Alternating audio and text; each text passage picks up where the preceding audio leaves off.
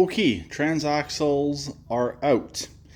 Definitely took a bit longer than expected. I found two more bolts up at the front that needed to come out. They weren't the nicest to get at. Also found some damage right here. This mount has broken off and the one on this side is cracked right here.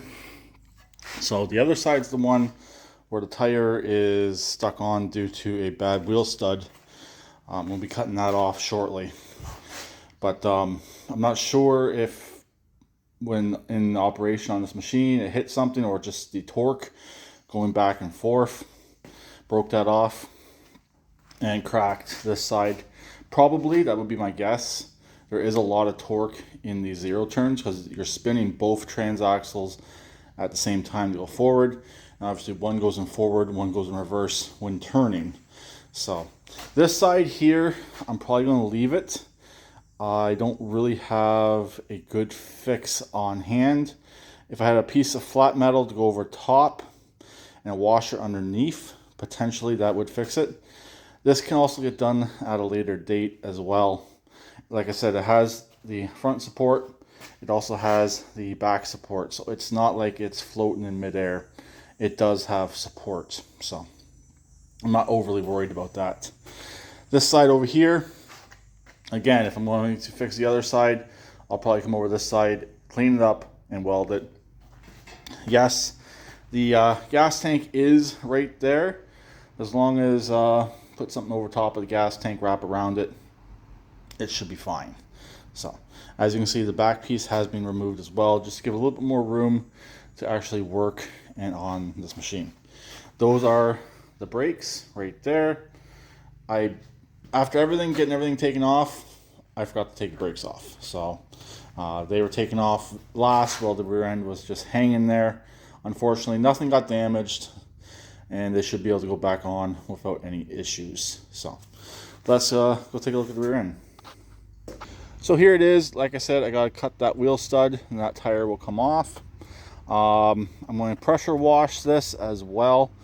It goes in like this right here. So actually the one with the stuck wheel stud is cleaner than the other one, but I'm going to give them both a good washing. Also, I made a discovery. These actually have a spot for a standard brake on each transaxle, but they use an inner brake to actually stop the machine and put the machine in park. Unfortunately, this one did have the hydro release.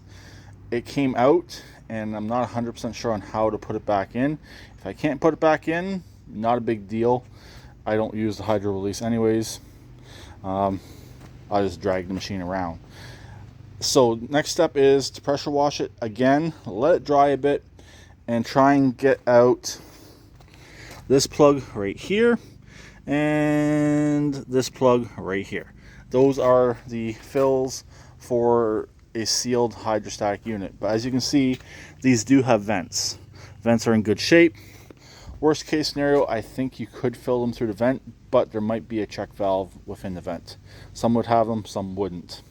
So also here is the front supports right here and right here. So like I said, with that one broken on that side there on the machine, it's not too big of a deal. I was hoping the broken off piece was going to be sitting here, but of course it's not. Who knows how long ago it actually fell out. So, and that bolt was not tight, it was a little bit loose, and believe me, it wasn't the nicest taking this apart with that tire in place, kind of like that other transaxle I did, which you guys will see in a much later video. So I'm going to get these pressure washed, get everything cleaned up around the fill openings. I'm going to get them filled up. I'll probably bring it back into the garage, but it's not going back in until tomorrow. I want to let it sit overnight, let the oil level drop, and then potentially put more in it if needed, and then go from there. So it's not going to go back the other right away, but hopefully it will go back together easier than it came apart. Sometimes they do, sometimes they don't. We'll just have to wait and see. But definitely an interesting unit here. They are bolted together with that center support right there. I guess it's a bit of a skip plate as well. Gives the machine a little bit more protection and helps you out. Also, I did check when standing this direction on the machine, so this is the back of the machine. These spin clockwise, so I will be able to spin them over to make sure the oil is actually getting down into the transaxle.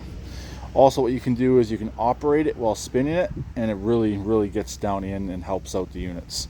But I'm going to try my best to let it air bleed first, and then probably spin the inputs and go from there. This is definitely a job I don't want to do too often. Once I get used to doing it, it wouldn't take me too long to get it done, but it's definitely something you don't want to have to do a lot. So I guess I'll talk to them later. Please keep it redneck like always, and please subscribe and comment.